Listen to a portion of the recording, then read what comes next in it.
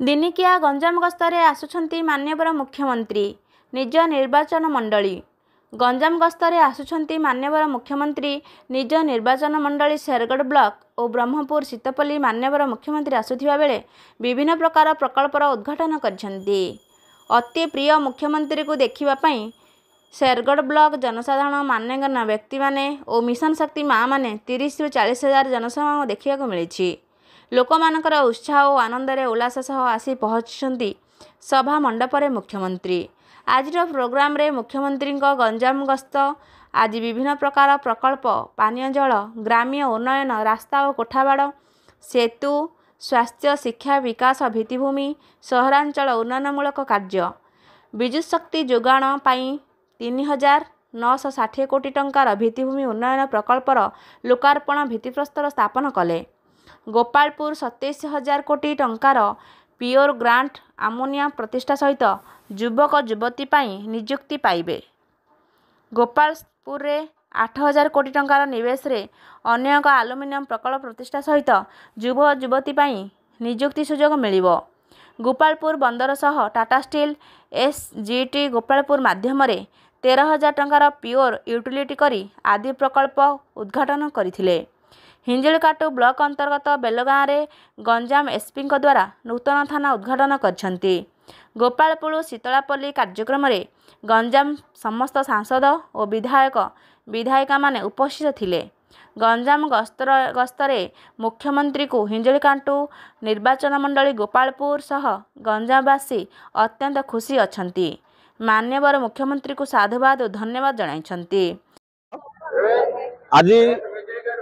आमे बहुत खुशी अच्छे जे बहुत दिन जो आमर आशा आकांक्षा थिला आज माननीय मुख्यमंत्री घोषणा करछंती जे शेरगढ़ को एनएस रे मान्यता देछंती पाखे चिर ऋणी या ता संगे संगे आज माननीय मुख्यमंत्री पाखापाखि 1,000 कोटी पानीय जल उपरे मेगालिफ्ट उपरे चाष जमी उपरे रोड उपरे बिल्डिंग उपरे बस स्टैंड उपरे पाखापाखि 1,000 कोटी टंका आज व्यवहार कर आज शुभ उद्घाटन कर चिर ऋणी। आज से शेरगढ़ अंचल पाखापाखि 25 ରୁ 30 हजार लोक आज जनसमागम होती। लोक मान मन में नाई ना खुशी आ से खुशी महल में आम लोक मैंने पुणी थे माननीय मुख्यमंत्री को षष्ठ थर पर यही आसन में बसवा लगी आज से सिद्धार्थ निष्पत्ति नहीं आ शपथ कर आम अंचलवासी तरफ आपण मान मध्यम पुणी थे माननीय मुख्यमंत्री को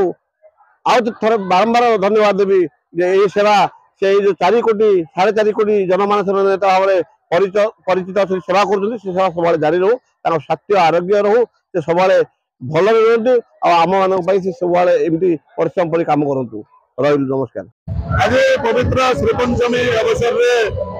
माननीय मुख्यमंत्री श्रीयुक्त नवीन पट्टनायक हिंजिली निर्वाचन मंडली द्वितीय सहर भित्तिप्रस्तर घोषणा कर शेरगढ़ अंचल जनसाधारण सहरांचल सब प्रकार सुविधा सुजोग पाइबे एवं हिंजिली एवं शेरगढ़ अंचल भूतल जलसेचन प्रकल्प माध्यम 1,000 कृषक उपकृत हम एसहित प्राय 15 कोटी प्रकल्प 306 कोटी टंका व्यय बराद विभिन्न प्रकल्प को आज भित्तिप्रस्तर स्थापन करने सहित लोकार्पण कर आज हिंजिली अंचल गोटे स्मरणीय दिन एवं यही दिन को आम समस्त स्मरणीय कर रखू। यही अवसर में आम माननीय मुख्यमंत्री को अनेक अनेक कृतज्ञता एवं अभिनंदन जनाऊँ। आज हिंजिली निर्वाचन मंडली निजर निर्वाचन मंडली से गस्तर आसते आज शेरगढ़ ये आम हिंजिली निर्वाचन मंडल अंतर्गत एक ब्लॉक थिला ब्लॉक अच्छी से भर शेरगढ़ पंचायत को आज माननीय मुख्यमंत्री एनएससी डिक्लेयर कर विज्ञापित अंचल परिषद भाव घोषणा कर सहित समुदाय 336 कोटी टंकार प्रकल्प शुभ उद्घाटन और भित्तिप्रस्तर स्थापन से 8 कोटी उन्नतिमूलक काम जार 124 कोटी मूल्य भित्तिप्रस्तर स्थापन कर बस शुभारंभ होगा माननीय सूचना जहाँकि आगामी 21 तारीख आरंभ हम शेरगढ़ बस स्टाण्ड जहाँकि दीर्घ दिन आशा भरोसा थिला सी भी पूरण तेणु अंचलवासी बहुत खुशी अच्छी माननीय मुख्यमंत्री सब विकास हर चेष्टा करा ओडिशार विकास सहित जो नारा प्रत्येक जीवन मूल्यवान से अंतर्गत स्वास्थ्य हो शिक्षा हो ବର୍ତ୍ତମାନ ସାହିତ୍ୟ ହଉ, ସଂସ୍କୃତି ହଉ, କଳା ସ୍ଥାପତ୍ୟ ହଉ, ମନ୍ଦିର ହଉ, ଯାହା ହଉ, ଜଳାଶୟ ହଉ, ସବୁର ବିକାଶ ପାଇଁ ସେ ଅହର ଉଦ୍ୟମ କରୁଛନ୍ତି। ଏବଂ 5T ଇମ୍ପ୍ଲିମେଣ୍ଟେସନ ପରେ ଯୋଉ ରୂପାନ୍ତରଣ ପ୍ରକ୍ରିୟା ଚାଲିଛି ମାନେ ଏହାକୁ ଚୂଡ଼ାନ୍ତକାରୀ ପର୍ଯ୍ୟନ୍ତ ସେ ଅନ୍ତର୍ଗତ ବିଭିନ୍ନ ଉନ୍ନୟନ କାର୍ଯ୍ୟର ଆଜି शुभ उद्घाटन और भित्तिप्रस्तर स्थापन होता माननीय मुख्यमंत्री प्रभु जगन्नाथ घंटगोड़ी रखी था दीर्घायु कामना करी पुणी थे माननीय मुख्यमंत्री को धन्यवाद जय जगन्नाथ। निर्वाचन मंडल विजेडी संगठक देखो माननीय मुख्यमंत्री आज गंजाम जिला 2024 आगामी निर्वाचन अच्छी परिप्रेक्षी में नूतन प्रकार सब प्रकल्प उद्घाटन कर प्राय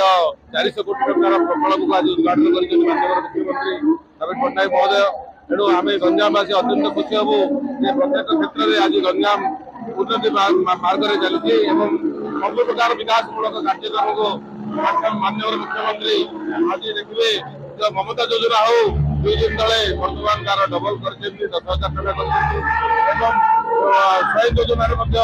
छात्र छात्री मान गोटे भेटी कहले अतिथि हेनी छात्र छात्री मान युवक पीढ़ी मान प्रकार बिना ऋण लक्ष टका लगे दि जाऊँगी किसान शक्ति कहतु प्रत्येक योजन माननीय मुख्यमंत्री जो प्रकार पदक्षेप नौकरी आम स्वागत योग्य कहूँ ओडार उन्नति होगा संगे संगे आम गंजाम